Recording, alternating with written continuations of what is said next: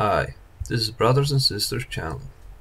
There seems to be a clear explanation for the Ice Age.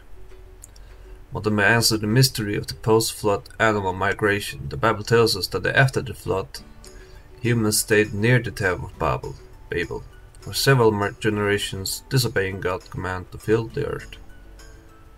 Meanwhile, the animals on the ark had already fulfilled God's command to abound the earth and be fruitful and multiply, but just how did the animals and large mammals in particular get to the individual continents after the flood waters receded? Land bridges. The answer seems to be land bridges, dry land migration. Routes could have facilitated the movement of large animals from the ark to remote continents. The Ice Age after the flood provided just an opportunity. Water stored in massive ice sheets would have temporarily lowered sea levels by 200 to 280 feet below today's sea level. The resulting land bridges would have made pathways for animals to simply walk to the major continents. The timing of the Ice Age was no accident. Michael Ord calculated the glacial maximum and the simultaneous maximum drop in sea level could have been achieved within 500 years after the flood. High ocean temperatures and a late flood and post-flood period of intense volcanic activity. This timing coincides nicely with the division of the Earth that occurred during the days of Peleg. Ord also calculated that ice causing and the ice could rapidly melt away. He estimated that it probably took less than 200 years to completely melt back. The continental ice sheets, exactly how long the ice sheets endured after their formation is unknown.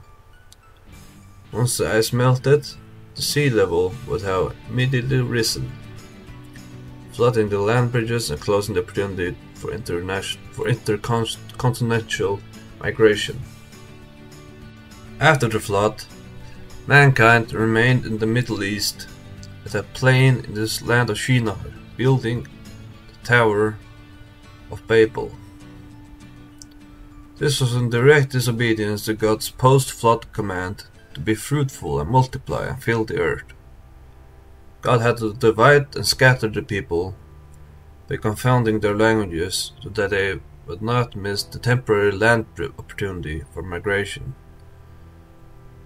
God's timing was perfect, since it may have taken several generations for humans to migrate to the Bering Sea, land bridge, and Central Asia. The lowering of sea levels and the creation of land bridges was necessary to provide migration pathways for large animals and humans. Maximum ice volume was achieved. At the same time, migration pathways were needed to travel from the arks, landing side of distant continents that are now separated by water. After the oceans had cooled sufficiently and the volcanic activity began to wane, the ice sheets quickly melted and the land bridges disappeared beneath the rising ocean waters. Effectively ended the migration. God likely used this narrow window to scatter humans and animals across the globe, effectively repopulating the earth after the flood's destruction.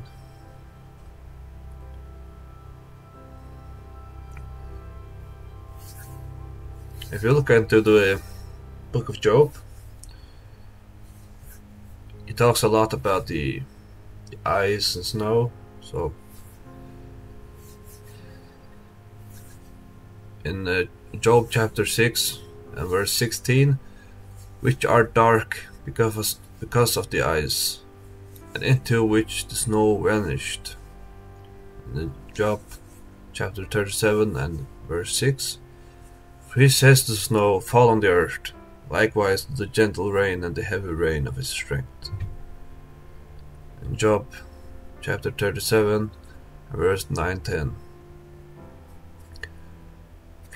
From the chamber of the south comes the whirlwind, and the cold from the scattering winds of the north. By the breath of God, ice is given, and the broad waters are frozen. And Job, chapter 38, verse 22. Have you entered the treasury of snow, or have you seen the treasure of hail? I think he's talking about the beauty of snow. If you ever seen the patterns of the snow. From whose womb comes the ice? From the frost of heaven. Who gives it birth? The waters are hardened like stone, and the surface of the deep is frozen. Job chapter 38, verse 29 and 30.